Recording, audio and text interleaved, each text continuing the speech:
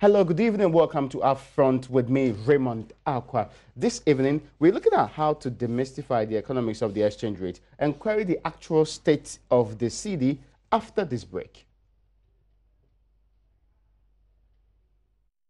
You're welcome back. My name is Raymond Aqua. Today, some weeks ago, former President Mahama, the kind, was chastised by the kind Vice President, Dr. Mahmoud Bawumia, over the performance of the Cedi.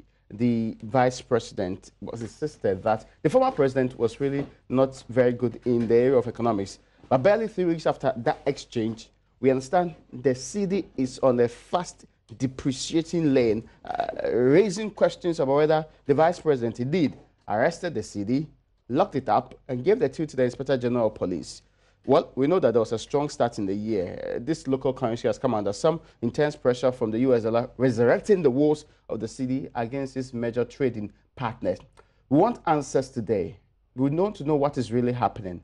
What is happening to the touted strong or improving fundamentals of the economy, and also how can we get out of this particular situation. Now, the people who feel the pinch more, the AGI, will also be our guests to get to appreciate how this is affecting them and businesses across the country. Well, my guest today is Dr. Gideon Boako. He is the spokesperson of the Vice President, who recently actually took on the former president for, quote, his poor appreciation of the economics of Cedi depreciation and related matters. Doc, you're welcome to UpFront. Thank you very much. It's been some time since we had you here, even though the economic issues have been preponderant. Where have you been hiding? I've been around, you know. It's not just about a talk show. I mean, we have to be at the background also working. And so much of the work has been ongoing. Recently, we met somewhere and you saw the kind of efforts we put in to ensure that we deliver the good results to Ghanaians. So we've been working. Once in a while, when the issues come up, we try to explain to people. But our preoccupation has not been just talking, but also working to ensure that you deliver. And so basically, sometimes you have to stay back and make sure the work is done, and then talk less, let it happen, then you talk about it. Yeah. Now, data from the central bank show that the Cedi held the dollar in check till somewhere around the middle of May, when pressures resulting from the rise of the U.S. interest rates, rise in crude oil prices, and other external pressures exerted pressure on the local currency. In fact, the Bank of Ghana's data showed that the Cedi had depreciated by 2.4% against the dollar as of July 3, with the downward slide only commencing on May 18. I mean, I would want to compare that to what's happened the previous time and all of that. So you see that the Cedi was in somehow, some way, keeping the dollar in proper check, as in some stability being experienced up until somewhere in May. Let's understand it. What really is happening to the Cedi from May 18 to our current state that seems to be on a steep slope against its major trading partners? Thank you very much. Apologies, your first question took me off track. I couldn't say hi to our viewers. And so good evening to our viewers. Yes, you are right. Everybody understands that the exchange rate is perhaps one of the most significant variables in the macroeconomic variables. And so at any point in time, government ought to keep an eye. And it's not just government. I think the investors and market participants are always eager to see the trends in the movement of the exchange rate, even more than what government wants to do. Yes, there had been some relative stability in the currency market, and from last year and early this year. And in fact, the first quarter of 2018, we rather saw appreciation of the local currency against the dollar by about 0.2%. Somewhere in the middle of May, I mean, something happened, and these were pressures from global developments. We also saw what happened in Argentina, and we've also seen the current policy stance by the United States of America. America is upping their interest rates for some time. And then also we can see the policy stance by the Trump administration has caused some uptick in the valuation of the dollar. And so the dollar seems to have strengthened against major trading currencies, not just the Cedi. And in fact, if you read the Bloomberg African Renaissance Capital report, it tells you that across emerging markets, a lot of countries had their local currencies affected by the performance of the dollar, and even the pound and then the euro are also suffering the same fate. So what we are seeing within the global currency trends is rather the higher performance of the dollar against other currencies than to say the local currencies are depreciating against the dollar. The dollar rather is strengthening in its value. And so once it happens like that, if you are... So what's the difference? Yeah, so the major difference is that I may be in the same classroom with you, and usually when we write exams and I score 60%, I come fifth in the class.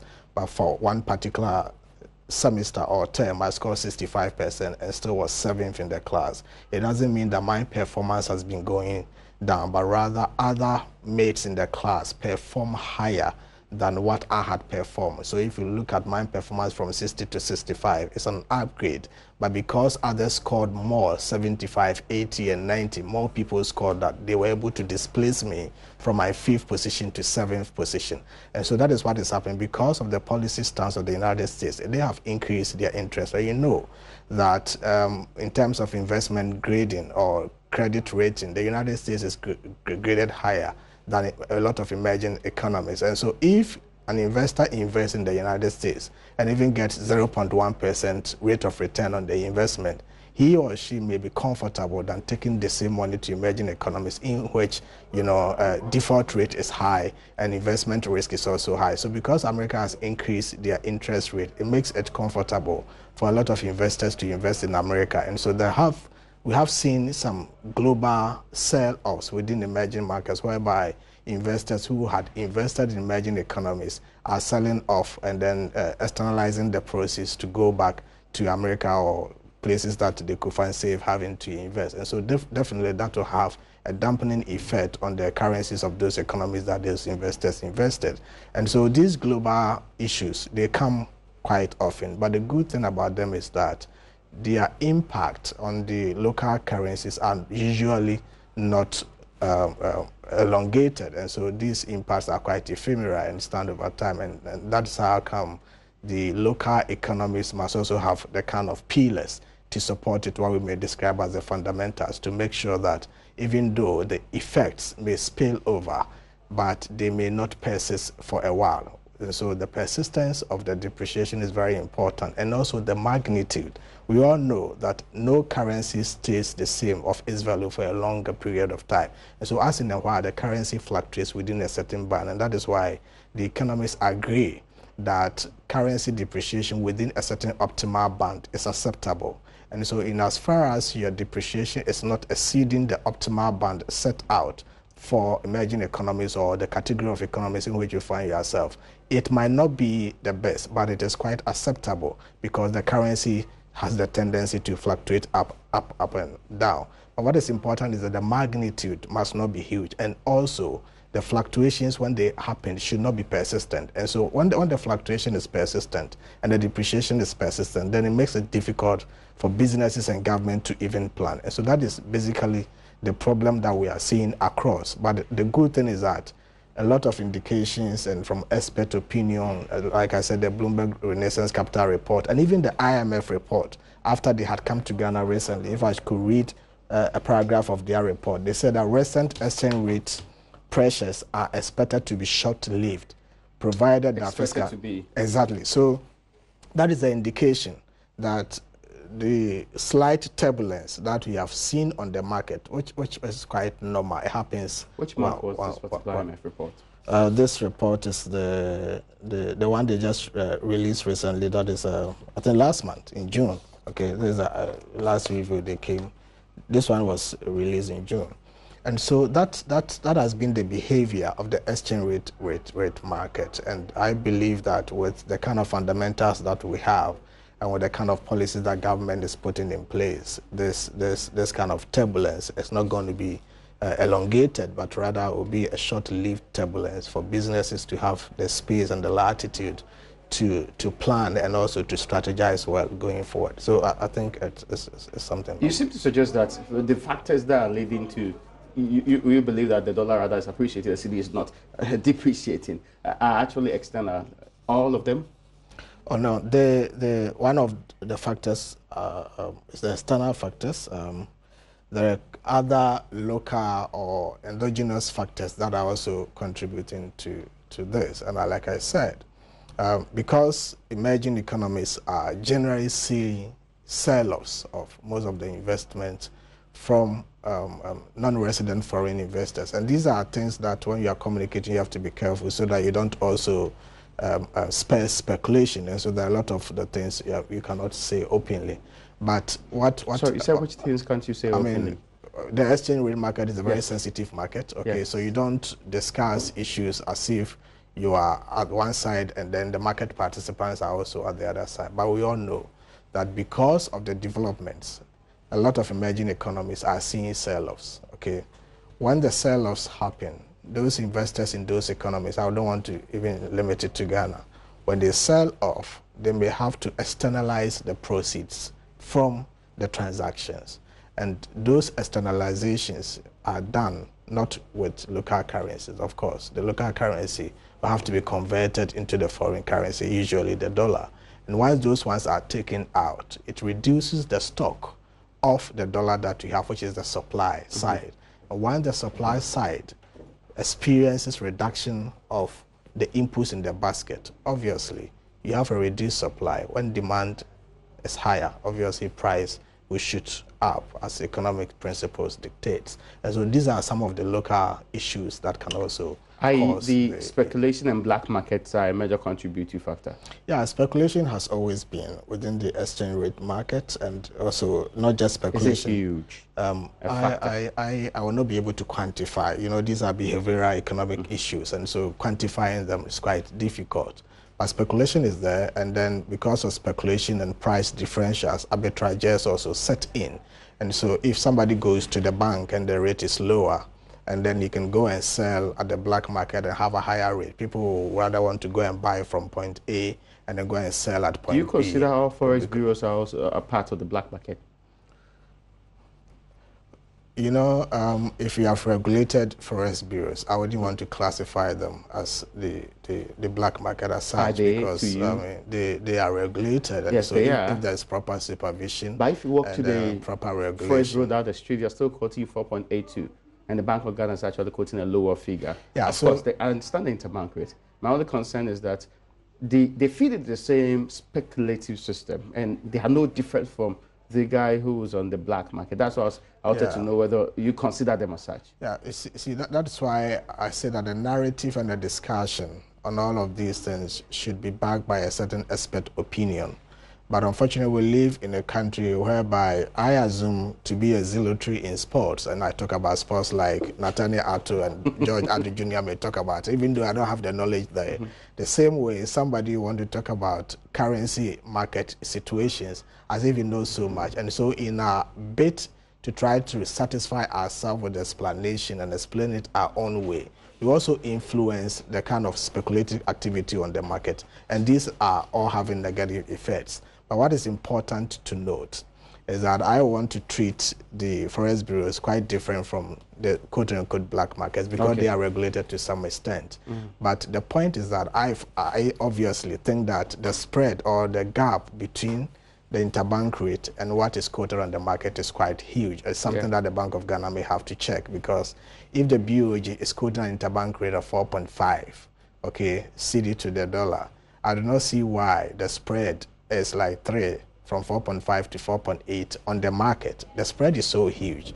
And if it happens like that, and we live in a country where people do all manner of things, somebody, I mean, can say I'm a banker, I'm working, and then takes it from the interbank rate, offloads it to the people on the black market, and it makes a difference of what, 3 pesos or so per dollar sold.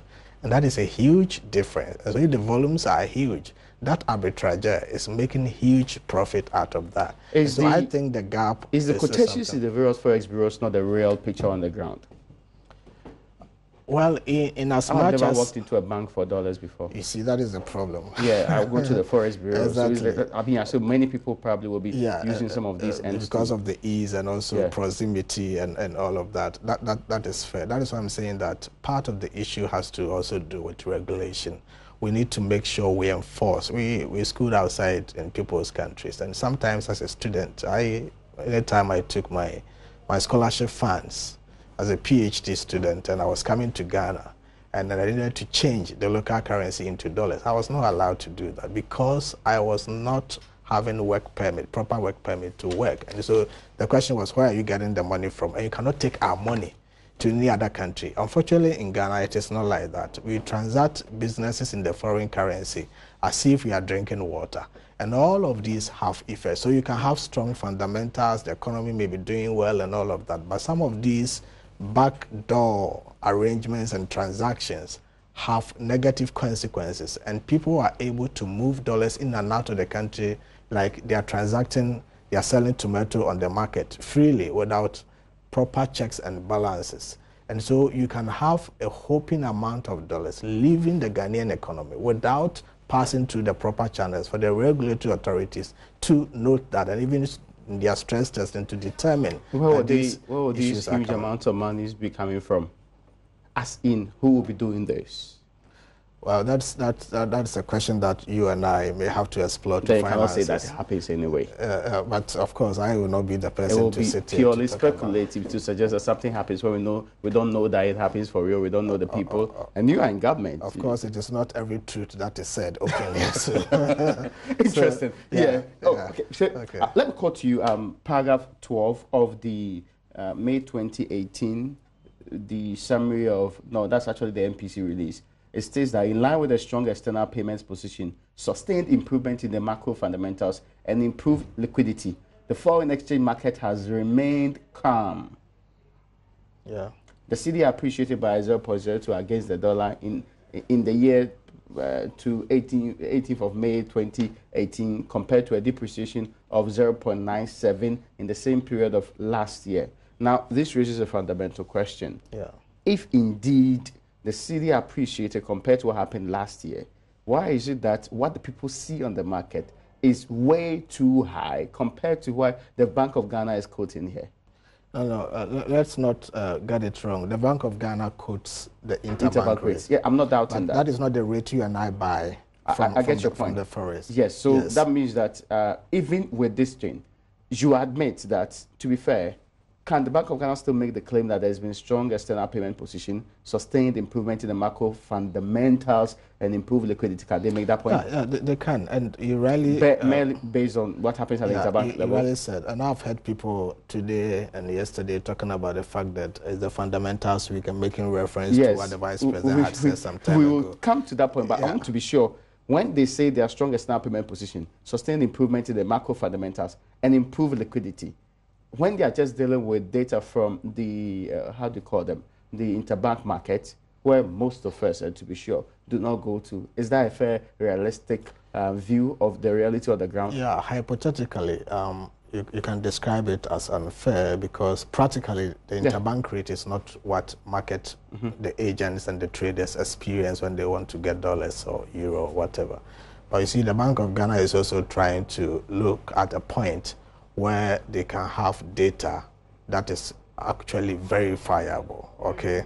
Because even if you go to the markets today, the forest rates, forest A is quoting a different rate, forest B is quoting, likewise it's a competitive market. That is competitive market. And so tracking to get even the market rate average for a day is quite difficult because you are unable to track all the various selling and the buying points of the dollar. And so it's comfortable that the interbank rate is something that they regulate and it's something that they see on daily basis, hourly basis, and market tick and tick days. And so they're able to see that and use that data for their analysis. And so that is fair on their part to use. But of course, it's also quite justifiable for the person who is going to the market to say that, hey, the 4.5 you are quoting, it's not what we are using. That is why analysts and academics want to rely on the interbank rate for analysis than to use the market rate because it is not homogeneous across different trading agents.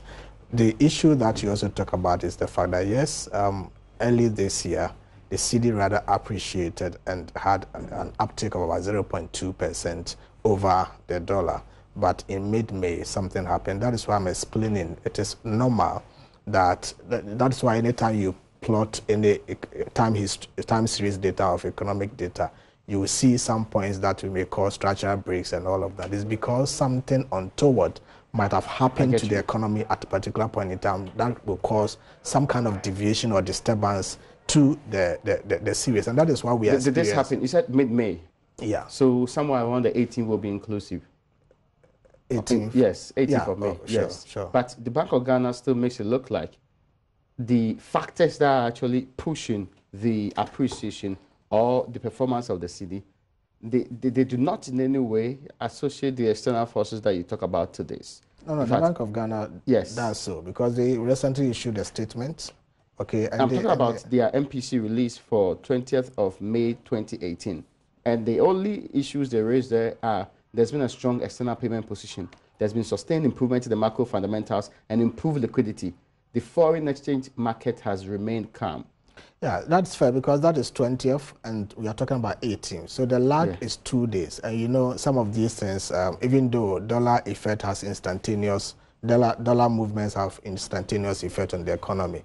As at the time they were issuing this statement, the 20th, it was quite difficult for them to have established that what happened on the 18th is what is causing it. Sometimes it needs time for you to be able to track the root cause of it and where it is coming from. And that is why in their subsequent release in June, they were able to trace it to say that the external spillovers that occurred in May 18th is also part of the issues or reasons why we are experiencing this kind of disturbance. So it is fair for them to have grossed over it on 20th after 18th, which is just 2 days lag. But later on, they realized that this is part of the issues that is also leading to the disturbance. And they have been very strong in making that position. And it is the position that is also held by a lot of analysts. Is this a slap in the face of the Vice President's assurance, proclamation that this cedi is way better in performance? One, this cedi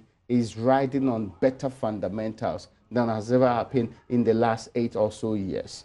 Is this reality of 4.8? I wouldn't want to believe that this is a slide in the face of the Vice President or government, because as of the time he was speaking, we're talking about 4.7. It's inched up. I don't know, but you see, I mean, in the last 10 years, and the basis of it, in the last 10 years, at some point in time, you could actually have, and the periods that you suggest we had the worst depreciation, you could actually hold, what do you call it, $1 for 4.2 cedis. We are looking at 4.85. No, but if you do the analysis on that surface, then you are implicitly assuming that we didn't come from somewhere. That is why the Vice President was making that point. That's not the argument we wish to make anyway. But once it has come up, we have to do. The Vice President was making the point that we moved from 1.2 to 4.2. Yeah. Virtually tells you that we had added 3 cedis to the price of the cedi that we used to buy the dollar within a period of 8 years. And it got to a point where the Vice President had to make the statement he made that we're depreciating by about 35%, 20%, 15% within a year. And that was quite astronomical and unacceptable. Truly, today I still maintain the point that an annual rate of depreciation cumulative of the local currency against the dollar of more than 10%, 15% is unacceptable. Because if you go the same, and even if it is arithmetic projection, not geometric, it tells you that going forward, you hit the roof. Which year was the 35%? The Vice President... Which year was this 35% you referenced? If I can give you history of, I think... in 2013, depreciation was very high. There was 35% along the line from 2012 to 2016. But that, be that as it may, you see, we all accept and know that historically, from wherever, our currency has been assuming some depreciating trend. That is not what we want. But if you want to mitigate the situation, and this depreciation trend that we have been experiencing is supported by the kind of structural economy that we have been building. The structure of our economy is such that we are unable to mobilize enough foreign exchange reserves into our country to shore up our currency. Our export is not anything comparable to our import. And so the structure of economy supports that. And so in such a situation, the best thing that any government can do is try to stabilize the situation. If you want to stabilize, then what you need to do is to make sure that the annual cumulative rate of depreciation rather decreases. And so we are at a point where we have the Cedi depreciating at a decreasing rate than depreciating at an increasing rate. And that is very important argument to make. And so if you are unable to reduce the depreciation that is at an increasing rate to the position where you are depreciating at a decreasing rate, it might not be the best position. But this is a patient with huge ailment.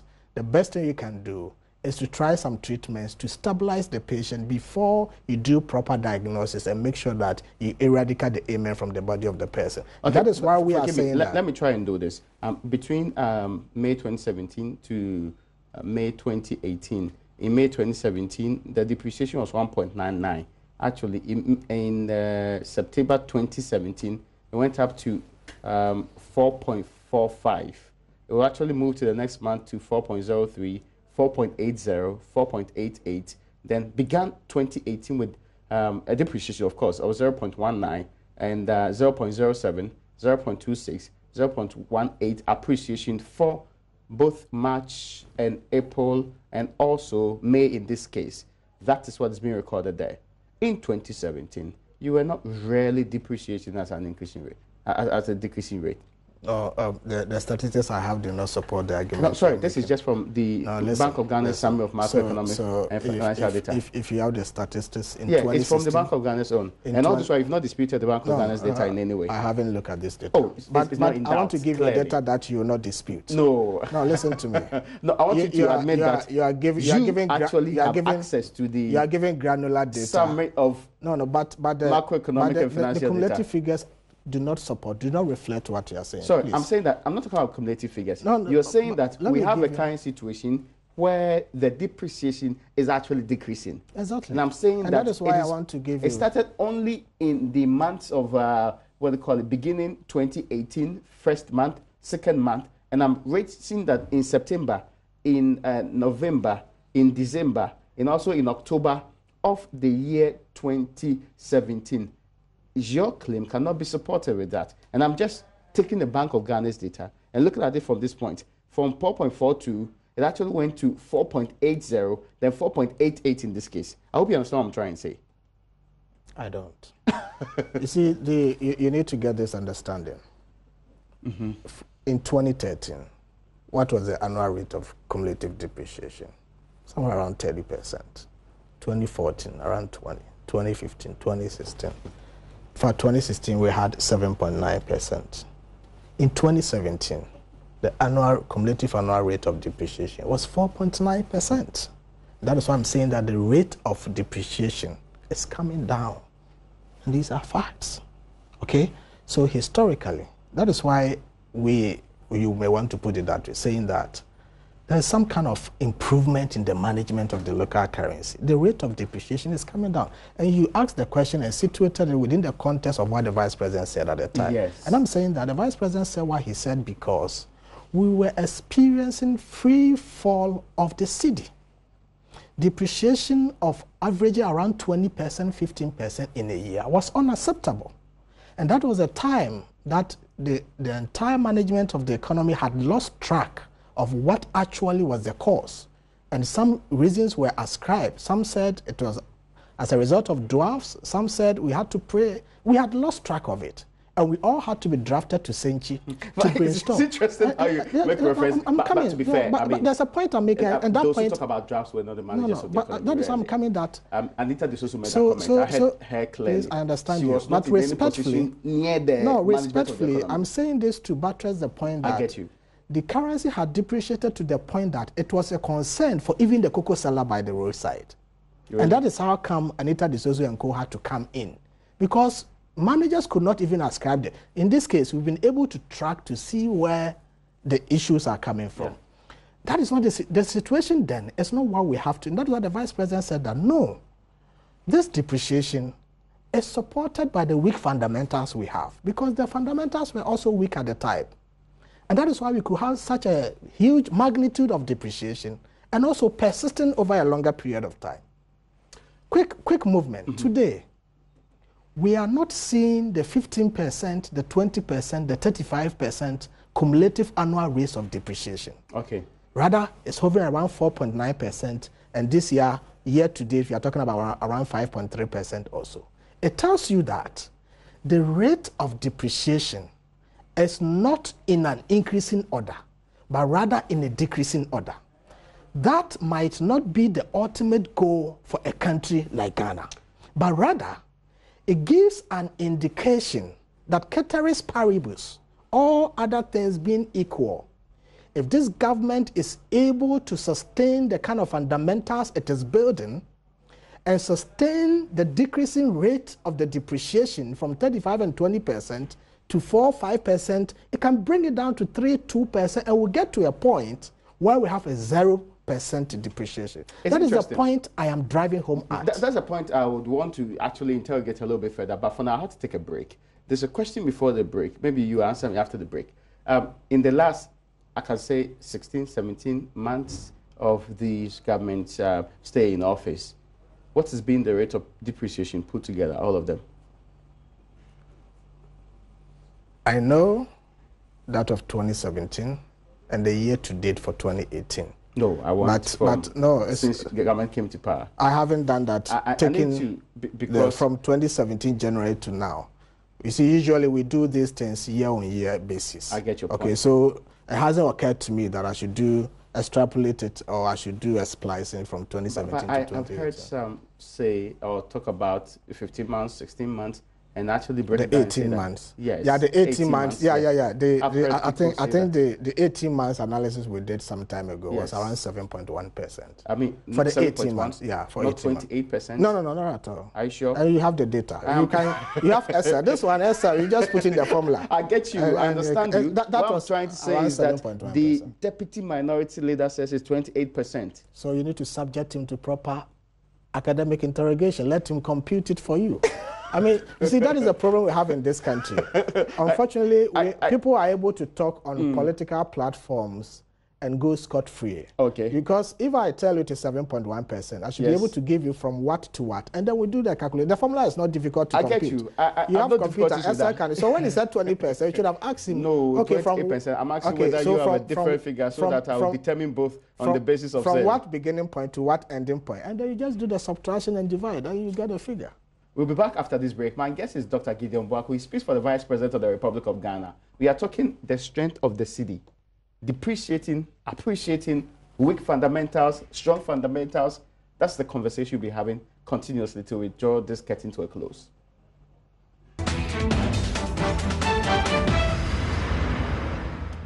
You're welcome back. This is Upfront. We are interrogating the strength of the cedi today. You do recall that there's been some form of back and forth on whether or not we are having weak, strong fundamentals, and is having some effect on the cedi, which seem to be on the downward trend more recently. And that's the question we are asking. What happened?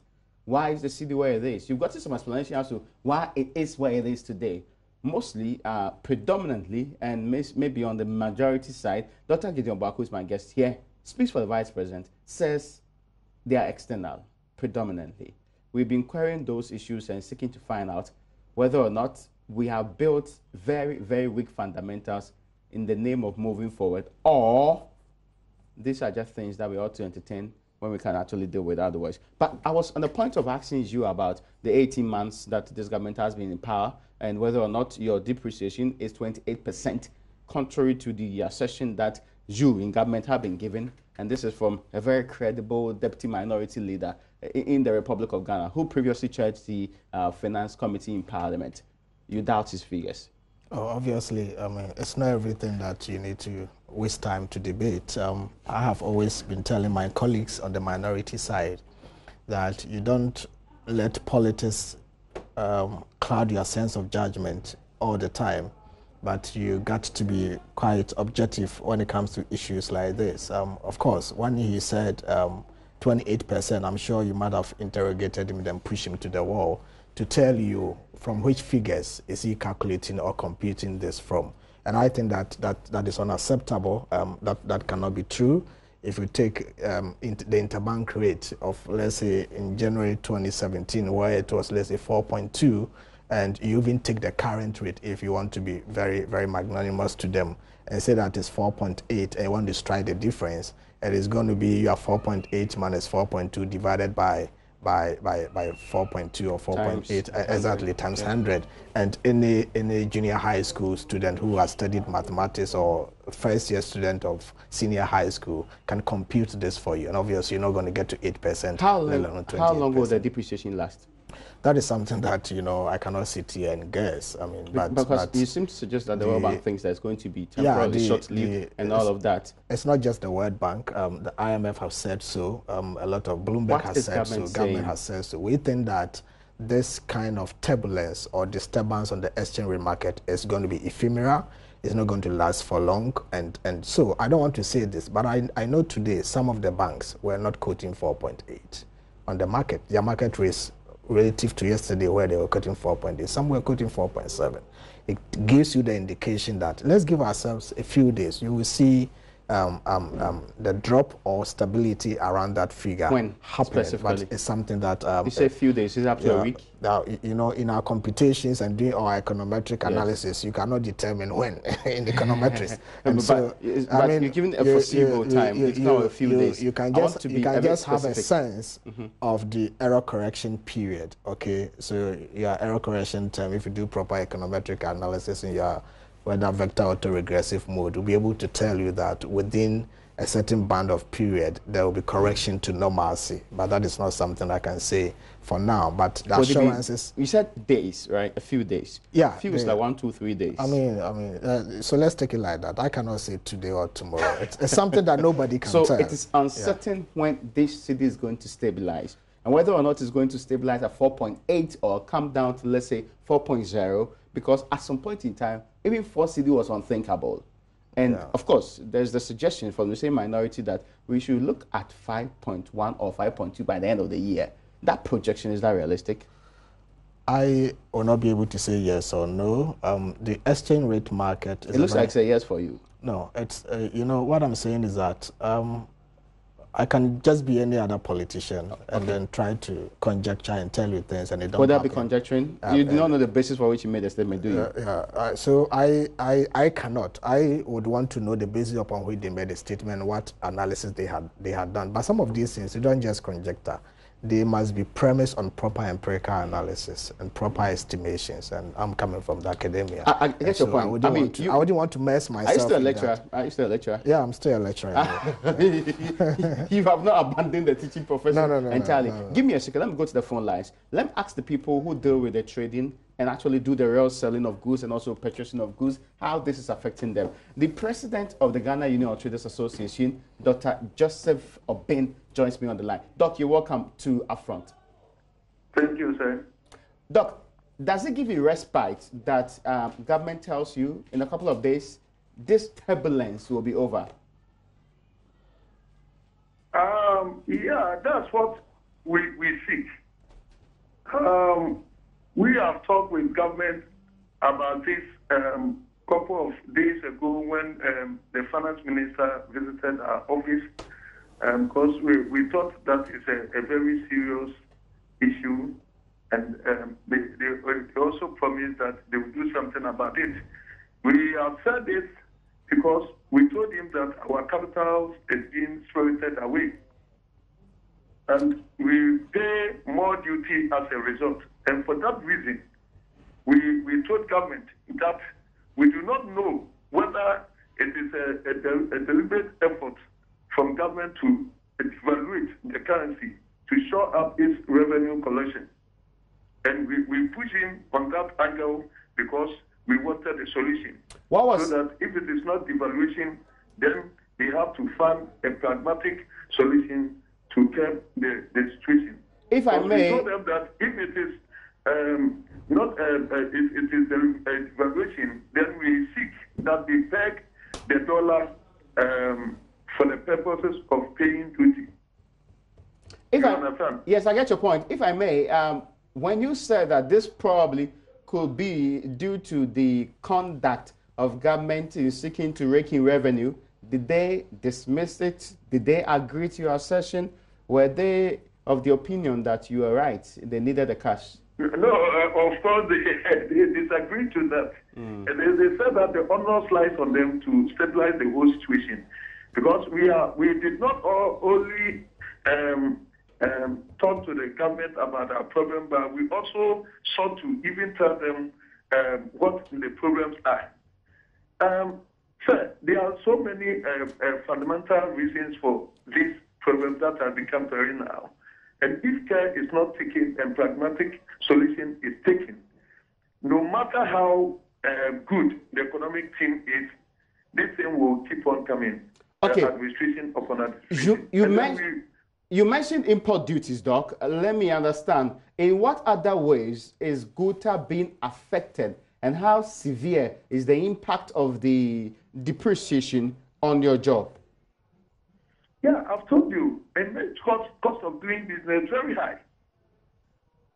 First of all, I've told you that it is a complete loss of capital. In that, if you have to fund, if maybe dollar it was 4 cedis in the past, and now it's 4.8.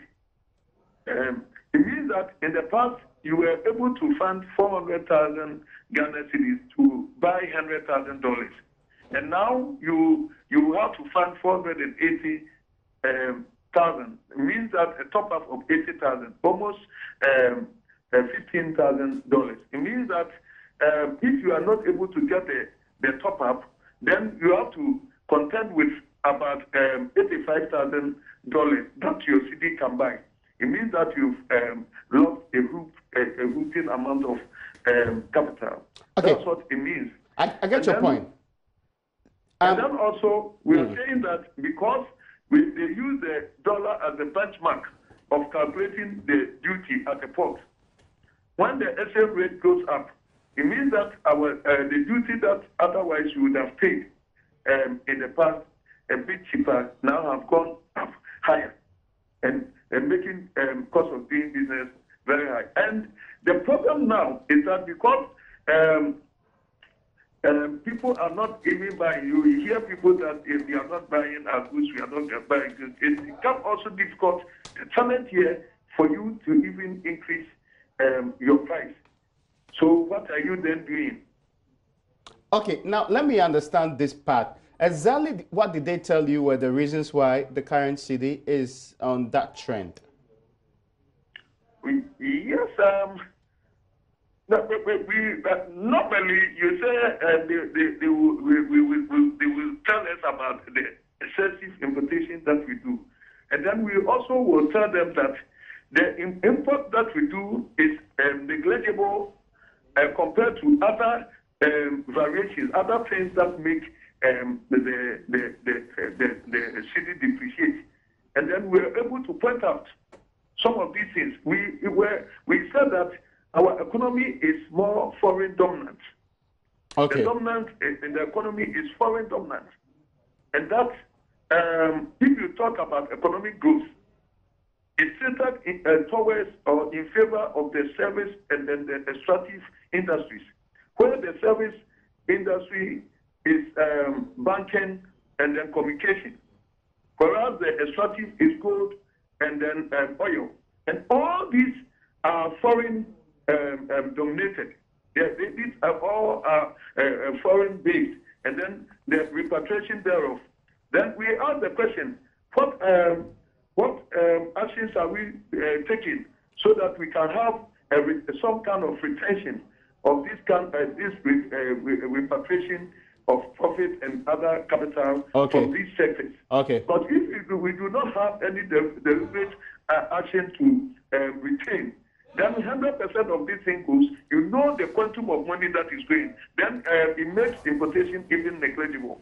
If you look at the foreigners in the retail business, the number of containers that these foreigners, the Chinese and other foreign bring, then what the locals bring is very negligible. And we've told government several times that these people do not even do their trading legitimately. They don't transact even through the banks, and then they do money laundering and all that. Okay, so now... okay, if you can tell, let me finish with this point. Yes, then, because my time is running out. Forgive me. Please proceed. Yeah. Doc, continue. And then we have also told government that we have alerted government that there is a serious cross-border trading in money across the sub-region, and it's not in our favor. The reason being that the banks that are West African oriented, the banks that are here that are across West Africa, you know them. I don't want to mention the names. Be able to do anything like that. During the previous government, when there was a fast depreciation of the cedi, Nigeria was having a serious crisis. They were finding it difficult to get their forests. They bought all their forests from Ghana.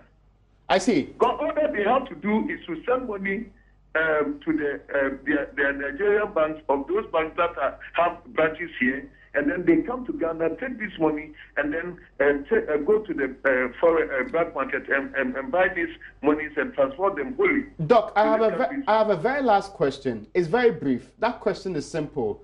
Are you hopeful what government has told you, the reasons they've given you for it, what they intend to do, that it will reverse the current situation and improve your working conditions? Yeah, we should be hopeful. I'm very hopeful, and then I'll let every Ghanaian also to be hopeful and be positive in this regard, because sometimes speculation, bad speculation, also fuels some of these things. I am grateful. So if government says it's going to do it, we should have the confidence in government, because otherwise, if we want to fuel this, then speculate. Let me tell you, during the last depreciation, where the cedi depreciated more, you remember where a certain pastor have prayed over the cedi and all that. When that prayer came and all that, this is speculation is very important. Okay. To get. Well, many thanks to you. And my guest on the phone lines there is the Dr. Joseph Obin. He's the president of the Ghana Union of Traders Association, giving us some perspective from how the traders feel this cedi depreciation that's impacting their work, what they've been told are the reasons, and some other reasons he has adduced to. If nothing at all, he actually supported your claim that there is some cross-border trading, which is really problematic. It doesn't look like government can stop that, can you? Yeah, I mean, so these informal cross-border trading activities are pervasive across Africa, and it's quite unfortunate. They happen all the time. This suggests that some big banks, which are in the sub-region, I already alluded to it, that we may have, quote-unquote, some people within the banking sector, because of the price differentials, they may aid the arbitrageurs, because the bank will go and buy at the interbank rate of 4.5. When it takes it to the market, is able to get a margin of 3 pesos and sell it at 4.8. So there's a huge arbitrage profit. And if you don't have, quote-unquote, people with credibility in the system, they may liaise or collude with these arbitrageurs to buy at the interbank rate, offload it to them, and then they go and sell. He was talking about the Nigerian situation. When Nigeria experienced huge crisis in their currency market, we had news, I didn't see, but we had people who were complaining that Nigerians were coming to Ghana, mopping up our dollars into Nigeria. I have a final question. That reduces the supply side of it. And obviously, when it happens like that, it will cause a depreciation to the local currency. I have a final question. The question is fundamental to our conversation, and it's on the fundamentals. It does look to me that your gross reserves look good. I mean, some 4 months cover. We still do know that inflation is on the right track, and it looks like it may stay within that zone for some time. Then it looks like your Achilles heel is the exchange rate. Can we have strong fundamentals and still have what they call it, inflation? Exchange rate depreciating. And I want to. Okay, tell me what your reason is so that I'll know whether you're contradicting yourself. Because in your own writings on price leadership in the South African foreign exchange market and empirical analysis, you state, and I quote, while these theories have been sufficient in gauging exchange rate equilibrium over long time horizons, their predictions regarding short-term disturbances in exchange rates have been met with much contention. In particular, some arguments against the orthodox approaches have noted the large and transitive deviations from equilibrium exchange rates that tend to be inconsistent with the prevailing and publicly known fundamentals informing regarding the economic states of a given country pair. This phenomenon in the real-world context has led to market microstructure thought being the subject of very much interest in terms of explaining exchange rate depreciation and volatility in the short run. I'm happy you are quoting the write-up I did. This is a paper I published when I was a student. With others, actually. Exactly. And the position I held at that time as a PhD student has still not have strong changed. fundamentals. You can still have strong fundamentals, and your currency can depreciate. And I'm happy you alluded, you understand the fact that our fundamentals today are stronger.